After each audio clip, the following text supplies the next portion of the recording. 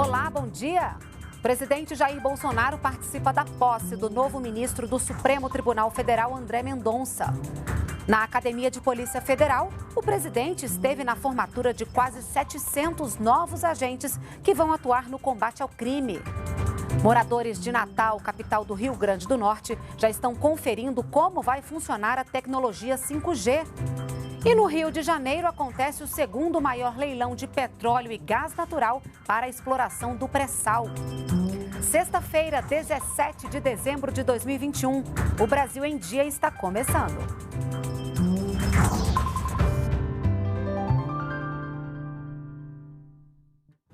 Oito horas da manhã, estamos ao vivo também pelas redes sociais. André Mendonça é o novo ministro do Supremo Tribunal Federal. Com a presença do presidente Jair Bolsonaro, o ex-advogado-geral da União e ex-ministro da Justiça e Segurança Pública tomou posse nesta quinta-feira em uma cerimônia com público reduzido e seguindo os protocolos de segurança da Covid-19. No juramento, André Mendonça prometeu trabalhar pautado em decisões técnicas. Prometo bem e fielmente cumprir os deveres do cargo de ministro do Supremo Tribunal Federal, em conformidade com a Constituição e as leis da República. O mais novo ministro do Supremo Tribunal Federal, empossado pelo presidente da Corte, ministro Luiz Fux, é a segunda indicação do presidente Jair Bolsonaro ao posto. Mendonça assume a cadeira deixada por Marco Aurélio Melo, que se aposentou aos 75 anos. O ex-desembargador Cássio Nunes Marques também foi indicado pelo presidente Bolsonaro e assumiu a vaga de ministro em novembro de 2020. A Polícia Federal formou quase 700 novos policiais. A cerimônia também contou com a participação do presidente Jair Bolsonaro. Com a conclusão do curso de formação, a Polícia Federal ganhou 674 novos agentes, que vão atuar em todo o país no combate a crimes como corrupção, sonegação fiscal e tráfico internacional de armas e drogas, principalmente na região de fronteira. Para apoiar o trabalho da PF, investimentos recentes permitiram a reforma de instalações e a compra de equipamentos como viaturas e 2 jatos da Embraer. Várias outras compras importantes estão em fase final de contratação, permitindo ao órgão oferecer aos seus servidores novos armamentos, computadores, coletes balísticos, drones, entre outros equipamentos. Diversas instalações estão em reforma ou em construção em todo o Brasil. São postos avançados, delegacias e superintendências que serão remodeladas, revitalizadas ou construídas para oferecer segurança e conforto a servidores e usuários dos nossos serviços. Na formatura, foi assinada a medida provisória que altera o FUNAPOL, Fundo para Aparelhamento e Operacionalização das Atividades da Polícia Federal. Essa assinatura aqui vai ser o diferencial da nossa Polícia Federal.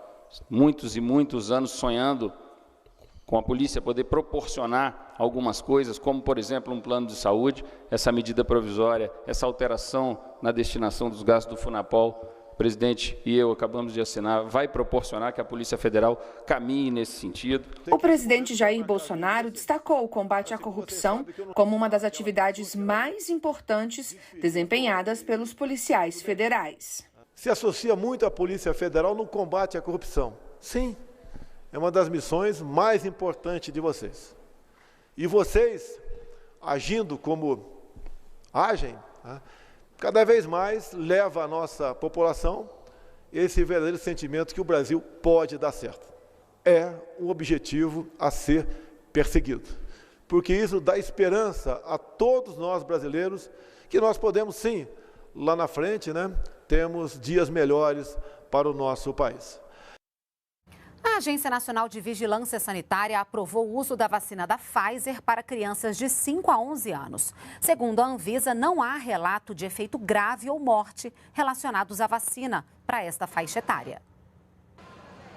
Na casa da Fabiana, a única que não foi imunizada contra a Covid-19 é a Giovana, de 10 anos. A mãe aguarda ansiosa a vez da filha. É um risco ainda, então eu quero sim imunizar ela por causa dos meus pais também.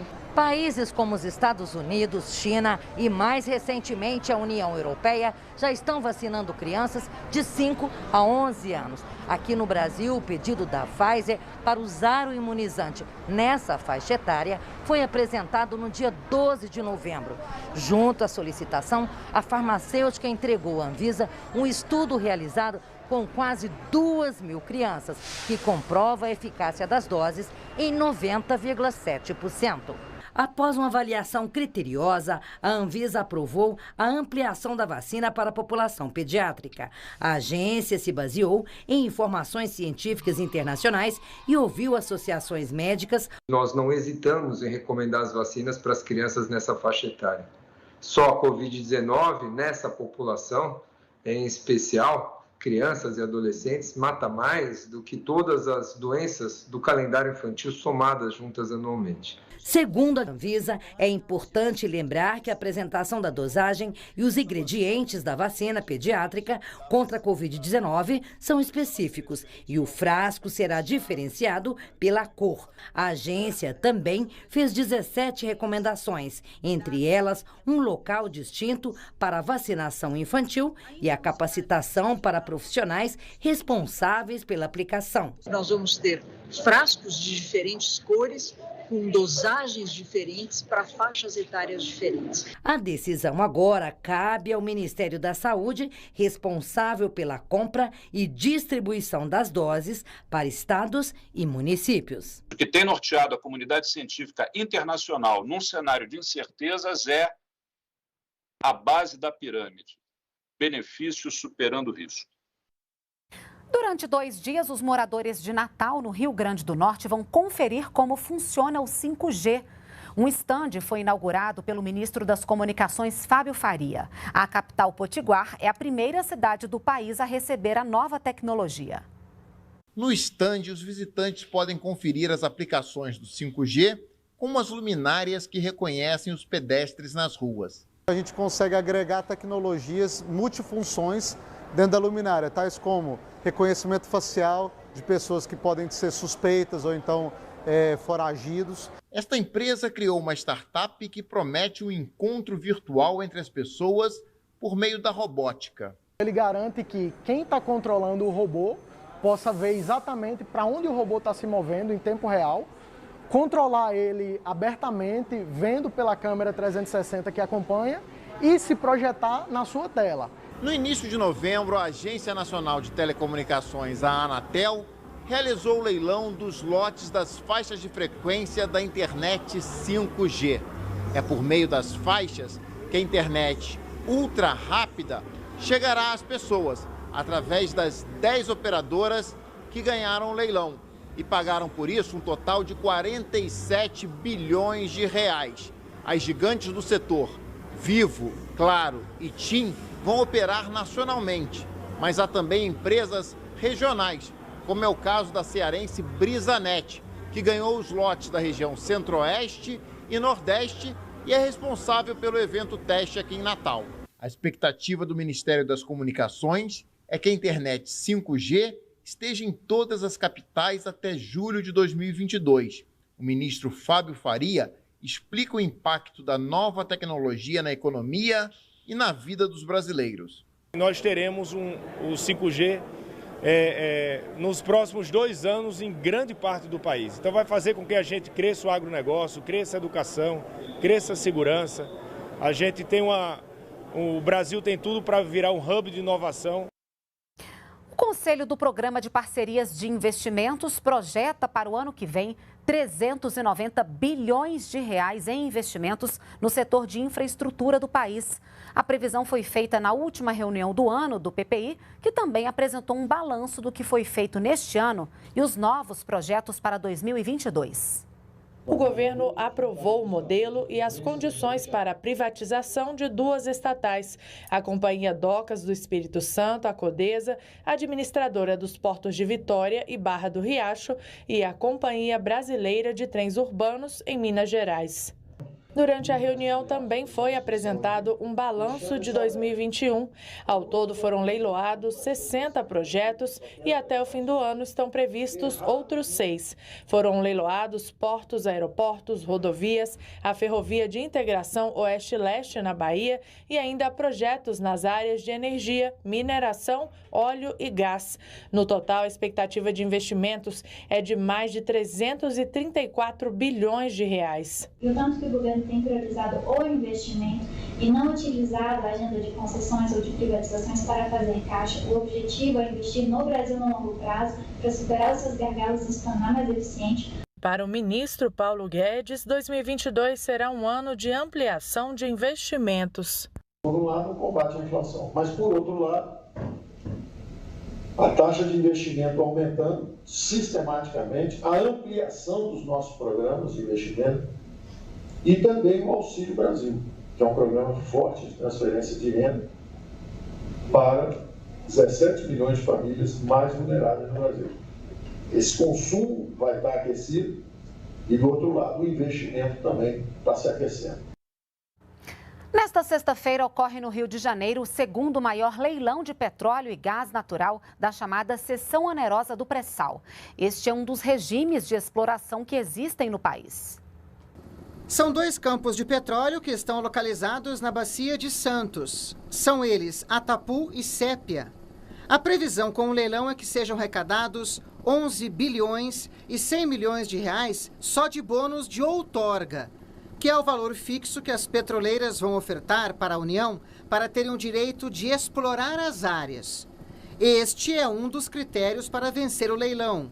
O outro é o percentual de petróleo que vai ser destinado também à União pelas petroleiras, depois de descontados os custos de produção para retirar o petróleo da camada pré-sal, a mais de 7 mil metros no fundo do mar. Nos permitirá, sem sombra de dúvida, dar mais um passo na direção de colocar o Brasil entre os 5 maiores produtores e exportadores de petróleo do mundo. Dos recursos arrecadados no leilão, parte vai ser destinada para estados e municípios, além dos investimentos que vão ser feitos pelas petroleiras vencedoras em 35 anos de contratos de exploração. Este projeto, na forma como está desenhado hoje, ele, em caso de sucesso do leilão, entregará cerca de 204 bilhões de reais em investimentos, e algo em torno de 120 bilhões de reais em participações governamentais. O que são essas participações governamentais? São todos os retornos decorrentes da exploração e produção do petróleo que vão para estados e municípios do Distrito Federal. O leilão vai ser realizado no Rio de Janeiro e é organizado pela Agência Nacional do Petróleo, Gás Natural e Biocombustíveis. É o segundo leilão desse tipo no país. O primeiro ocorreu em 2019, quando foram leiloados os campos de Itapu e Búzios, também na Bacia de Santos. A chamada Seção Onerosa foi criada por lei federal em 2010. Na época, a União cedeu à Petrobras o direito de exploração de 4 campos de petróleo no pré-sal da Bacia de Santos: Itapu, Búzios, Atapu e Sépia.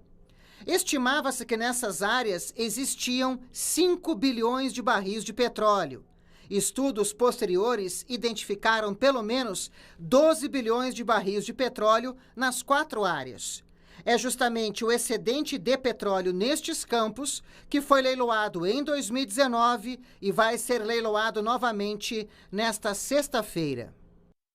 O Brasil em Dia termina aqui. Para rever as reportagens de hoje, acesse as nossas redes sociais. A gente encerra com imagens da cerimônia da grande substituição da Guarda Presidencial. O presidente Jair Bolsonaro participou da troca de guardas, que ocorre a cada 6 meses no Palácio do Planalto. Um excelente fim de semana para vocês. Tchau, tchau.